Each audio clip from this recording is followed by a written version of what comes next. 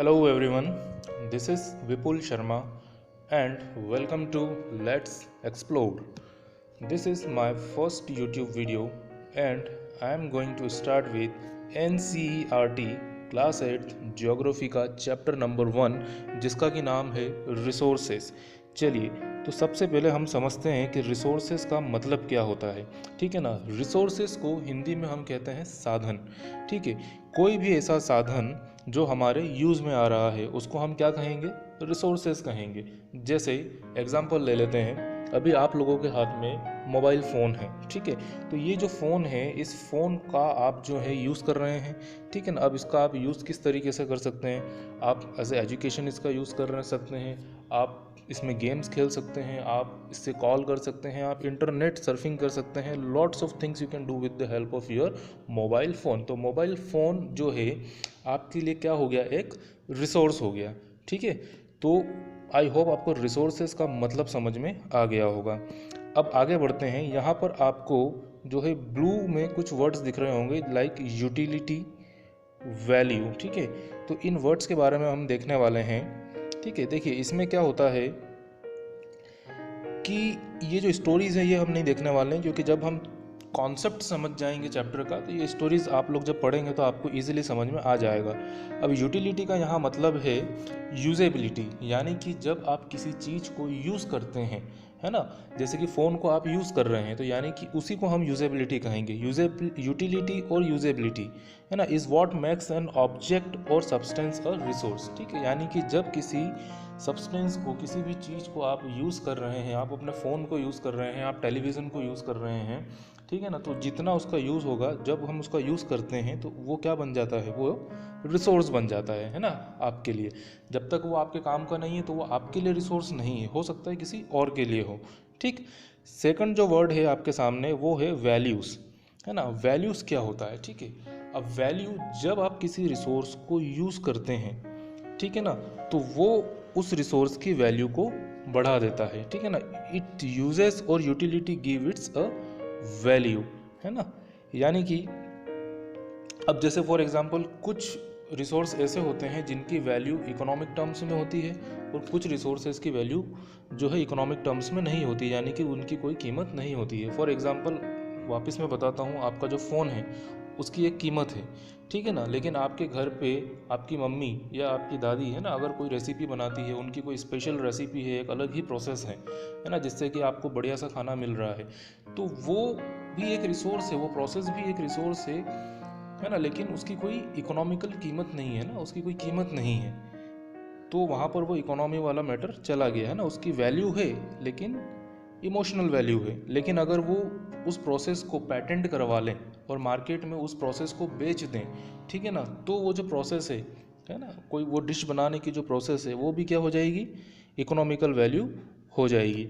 ठीक है, I hope आपको ये 3 वर्ड समझ में आए होंगे। ठीक है, रिसोर्सेस, देन उसके बाद में यूटिलिटी एंड देन उसके बाद वैल्यू। आगे बढ़ते हैं। यहाँ पर रिसोर्सेज के कुछ टाइप्स दिए हुए हैं। ठीक है, यहाँ पर हम रिसोर्सेज के कुछ टाइप्स पढ़ने वाले हैं। देखिए फर्स्ट जो है वो है आपका नेचुरल रिसोर्सेज। अब देखिए नाम से ही समझ में आ रहा है, नेचुरल रिसोर्सेज यानी कि ऐसे रिसोर्सेज जो हमें कहाँ से मिले हैं, बाय नेचर मिले हैं, प्राकृतिक रूप से हमको ये रिसोर्सेज मिले हुए हैं।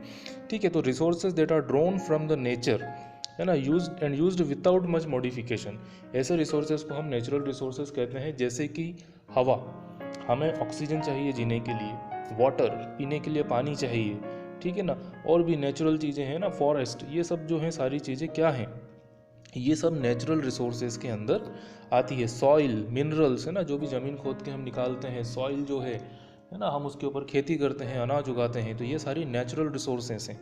अंडरस्टूड। अब नेचुरल रिसोर्सेज को यहाँ पर जो है 2 पार्ट्स में डिवाइड किया गया है, renewable resources and non renewable resources. Renewable resources को अगर हम देखें तो समझिए, रिन्यू यानी कि वापस से बनाना। ठीक है, तो ऐसे रिसोर्सेज जो कि रिन्यू हो सके, है ना, उनको हम बोलेंगे रिन्यूएबल रिसोर्सेज। जैसे कि हम सोलार एनर्जी का इस्तेमाल कर सकते हैं, ठीक है ना, सोलार एंड सन से हमें जो एनर्जी मिल रही है उसे हम सोलार एनर्जी कहते हैं, है ना। हवा से हमें जो एनर्जी मिल रही है उसे हम विंड एनर्जी कहते हैं। तो ये जो है हमारे पास अनलिमिटेड है, ठीक है ना, इसकी कोई लिमिट नहीं है। तो ऐसे रिसोर्सेज जो कि हमारे पास अनलिमिटेड है और उन्हें हम रिन्यू कर सकते हैं, यानी कि एक फॉर्म से दूसरे फॉर्म में कन्वर्ट कर रहे हैं। हम सन की एनर्जी लेते हैं, उससे इलेक्ट्रिसिटी बना लेते हैं। हम विंड से एनर्जी लेते हैं, विंड मिल के थ्रू हम इलेक्ट्रिक एनर्जी बना लेते हैं, ठीक है ना। हमारे पास वाटर है, सॉइल है, फॉरेस्ट भी है, ये सब भी रिन्यूएबल सोर्सेस हैं। लेकिन कहीं ना कहीं हम क्या कर रहे हैं, वाटर का मिसयूज़ कर रहे हैं, सॉइल का मिसयूज़ कर रहे हैं, हम फॉरेस्ट का मिसयूज़ कर रहे हैं। किस तरीके से? हम देखते हैं हमारे घरों में ही है ना, पानी का वेस्टेज किया जाता है। सॉइल हम देखते हैं कि किसान जो है आज लालच में आकर कई लोग अपने खेतों में मिट्टी के अंदर है ना अलग अलग तरीके की दवाइयाँ डालते हैं, जिससे कि सॉइल की जो फर्टिलिटी होती है, उसका जो न्यूट्रिशन पावर होता है वो क्या हो जाता है, कम हो जाता है। फॉरेस्ट का जो है हम इस्तेमाल कर रहे हैं, ठीक है ना, एक ही दिन में लाखों पेड़ काट दिए जाते हैं, है ना, हमारी ज़रूरतों को पूरा करने के लिए। तो कहीं ना कहीं ये जो नेचुरल रिसोर्सेज हैं, रिन्यूएबल रिसोर्सेज हैं, इनको हम ख़त्म कर रहे हैं, ठीक है ना। तो ये अनलिमिटेड तो है, लेकिन इनको कई रिसोर्सेज ऐसे हैं जिनको वापस से उसी रूप में आने में कई साल लग जाते हैं, ठीक है। तो हमें हमारे रिसोर्सेज को बचा के भी रखना है। आई होप रिन्यूएबल रिसोर्सेज आपको समझ में आया होगा। अब हम देखते हैं नॉन रिन्यूएबल रिसोर्सेज, ठीक है। तो नॉन रिन्यूएबल रिसोर्सेज क्या हो गए? देखो यहाँ पे हमने बात करी थी अनलिमिटेड की, काय में, रिन्यूएबल में। तो रिन्यूएबल रिसोर्सेज हमने कहा अनलिमिटेड है ना। तो नॉन रिन्यूएबल रिसोर्सेज यानी कि उसका उल्टा, इट इज़ लिमिटेड। लिमिटेड है यानी कि वो ख़त्म हो सकते हैं, ठीक है ना। हमारे पास एक पर्टिकुलर अमाउंट में ही है, जैसे कि फॉर एग्ज़ाम्पल पेट्रोल, डीजल, है ना। आप लोग अभी देखते हैं लाइव एग्जाम्पल में कि जो है आजकल गाड़ियाँ जो हैं, है ना, आप देखिए इलेक्ट्रिक गाड़ियाँ आने लग गई है। उसके पहले बीच में सीएनजी, है ना, गैस से जो चलने वाली गाड़ियाँ थी वो आने लगी थी, सिलेंडर्स लगने लगे थे पीछे। तो ये सब जो हैं चीज़ें हम क्यों खोज रहे हैं? वो इसीलिए खोज रहे हैं कि जब अगर ये पेट्रोल है या नेचुरल गैस है, कोल है ना, कोयला जो है, ये सब लिमिटेड है हमारे पास में, और अगर इसका हम लोगों ने वैसे ही इस्तेमाल करते रहे बहुत ज़्यादा अननेसेसरी, है ना, तो क्या होगा? तो ये सारी चीज़ें ख़त्म हो जाएगी, और ख़त्म हो जाएगी तो इसका इस्तेमाल हम नहीं कर पाएंगे, है ना। पर गाड़ियाँ तो चलना बंद होगी नहीं, हमारे जो काम है वो तो रुकना नहीं है।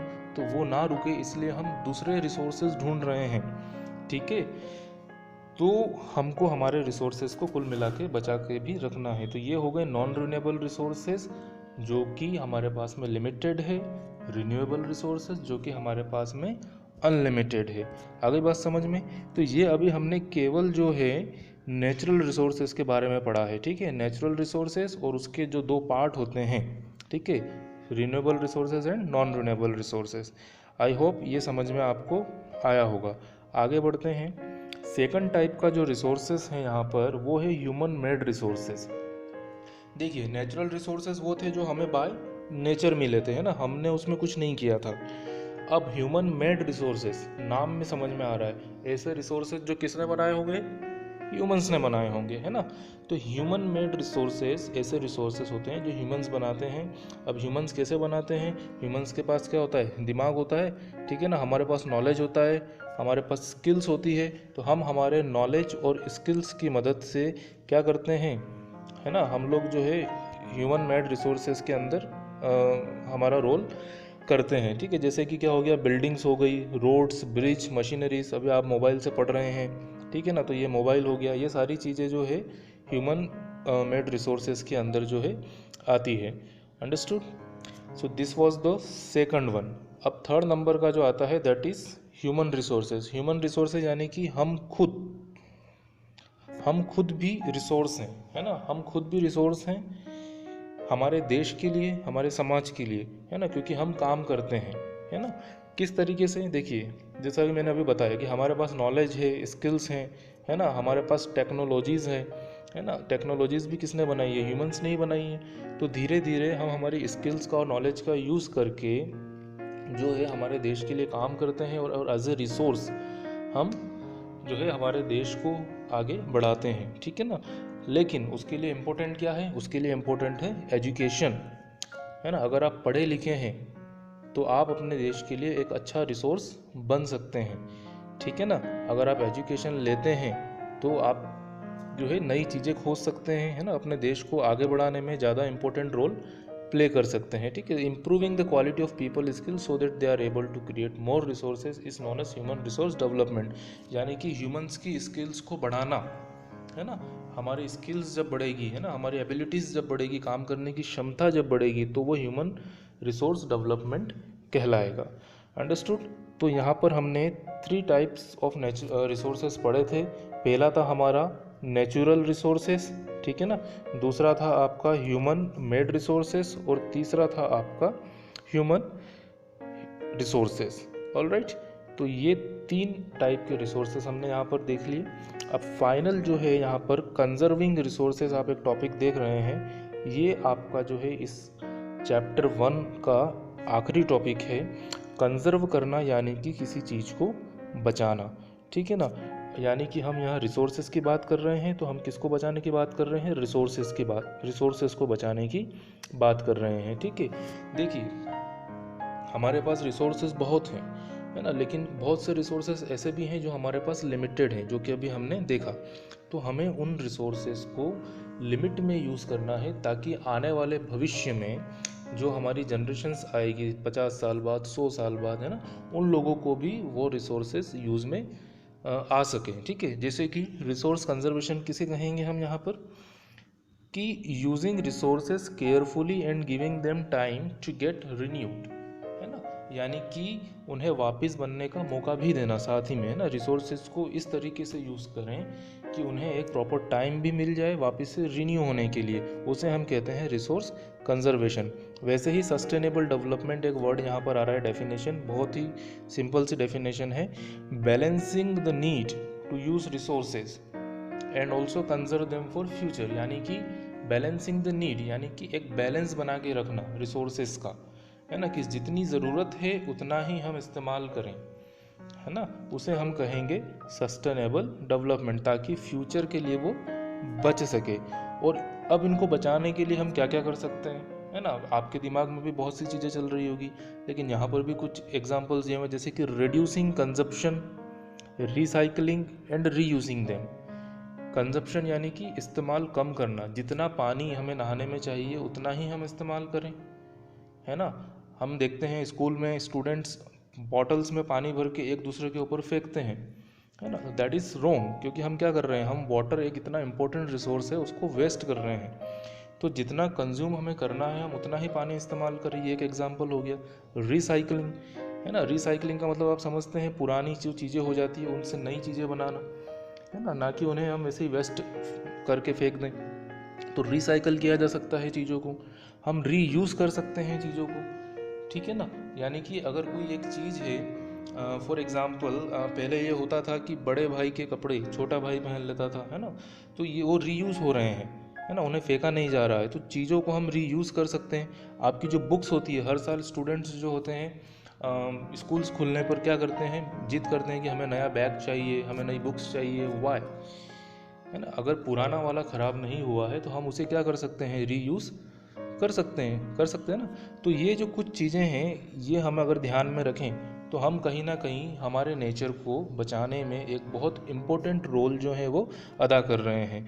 आई होप आप लोग ऐसा नहीं करेंगे, है ना, आप लोग इस तरीके की ज़िद नहीं करेंगे और नेचर को, रिसोर्सेज को कंजर्व करने में आप लोग अपना रोल जो है वो अदा करेंगे, ठीक है। तो यहाँ पर कुछ प्रिंसिपल्स दे रखे हैं सस्टेनेबल डेवलपमेंट के, respect and care for all forms of life, ठीक है ना, सभी की रिस्पेक्ट करना है, केयर करना है, किसी भी फॉर्म ऑफ लाइफ हो, है ना, चाहे वो इंसान हो, जानवर हो, वॉट एवर, है ना, चाहे वो पेड़ पौधे हों। Improving the quality of human life, है ना, यानी कि ह्यूमंस की लाइफ की क्वालिटी को इम्प्रूव करना। Conserve the earth Vitality and diversity, है ना, अर्थ की जो भी वाइटलिटी है, जो डाइवर्सिटी है, उसे हम बचा के रखें। Minimise the depletion of natural resources, natural resources का जो कम हो रहे हैं, है ना, दिन पे दिन जो नेचुरल रिसोर्सेज कम हो रहे हैं उसे हमें बचाना है, ठीक है ना, उसे कम कर मिनिमाइज करना है ताकि वो और बढ़ सके, ना कि कम हो। Then change personal attitude and practices towards the environment, यदि आज आप सोचते हैं कि एनवायरनमेंट इतना इंपॉर्टेंट नहीं है तो अपने एटीट्यूड को, अपने जो माइंड सेट है उसको हमें चेंज करना है और एनवायरनमेंट के प्रति हमें जागरूक होना पड़ेगा, ठीक है ना।